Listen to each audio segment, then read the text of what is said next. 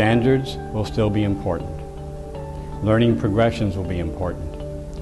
But in a time when students can learn anything from anyone, anywhere in the world, because of technology, it is indeed a real game changer and will influence the way we run our schools and the way students learn 24/7, 365 days a year. That is different. And we'd like to pose some questions for you to think about as you bring them back to your world of work and you become part of the transformation of learning and assessment in your schools.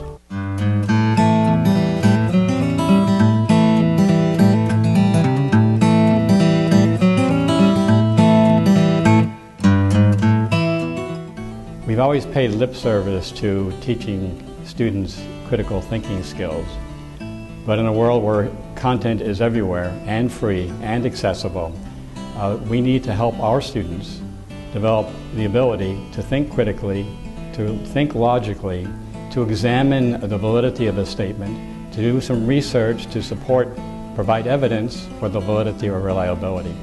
And to me, that's the role that schools will continue to play, because this is something that is best done in a seminar type of setting where mentors can pose questions to poke holes in the logic and reasoning that students would bring to the school setting.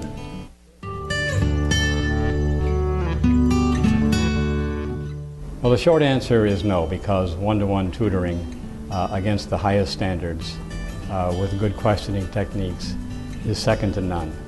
However, technology affords us the opportunity of leveraging the many to share with each other. Social networking sites where students would share their answer, where that answer would be posted, and technology would be able to discern whether the 2,000 students who answered that question wrong, and then analyze why they answered the question wrong and give them feedback about why they answered the question wrong. So with technology, we can almost replicate the value of a one-to-one tutoring. It's a bright new golden age for education and technology. It's something that we've just begun to scratch the surface. Today, the multiple choice of 2 + 2 = 4, that still works, and that's still valid and reliable for future years. But where we need to go is, how do you figure out, using critical thinking skills, an answer to a more complex question? We're going to be asking students to demonstrate their performance and record their performances against rubrics to assess. Technology allows this to happen just as a judge could use a rubric to judge a gymnastic event.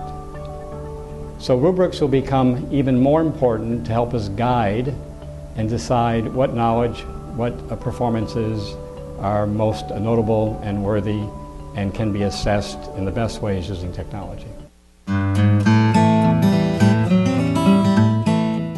Feedback equals learning. Learning doesn't happen just once a year. And today's schools close down the school generally for a week and decide that that's going to be their feedback mechanism. 1 week, 1 day, 1 test. And the reality is feedback needs to be constant. This is where the classroom needs to be headed, in that to give constant and ongoing feedback, we can then look behind the scenes at the data and information that we can capture about what that student did to get to the next level. And if we create different games and can actually watch and see what students are doing to get to the next level, that's going to help us assess critical thinking. We teach and then we get tested, and then we teach and we get tested. And it's a very methodical process, but very rarely do we go back and reteach what was already taught and then test it again. So, you know, the kids kind of push it aside, as I did, I think, after I crammed my last test, and kind of just went on to the next thing. But hopefully we'll start using that through technology moving forward. Well, it's amazing. Cloud technology actually can enable us to do this.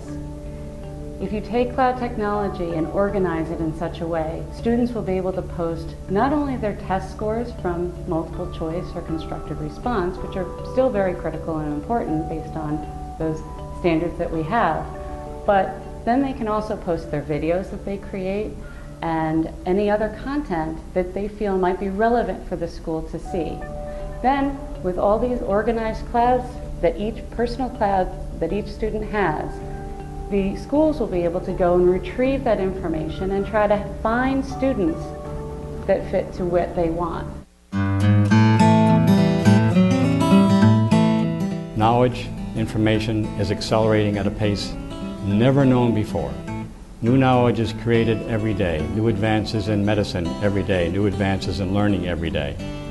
So assessment cannot stay constant, or else it will fall behind the curve, and it has to be ahead of the curve.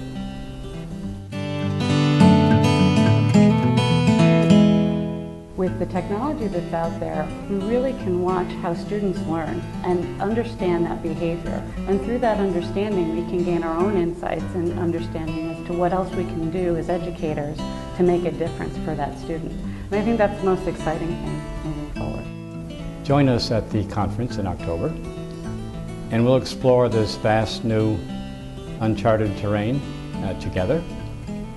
You'll pose questions to us, we'll pose them to you. We've given a lot of thought to this because that's our business. Our business is education and learning, and we come at it from that perspective, as do you. And together, I think, we'll be able to help chart this brave new world of learning and assessment for lifelong learners. We're looking forward to working with you and joining you in October.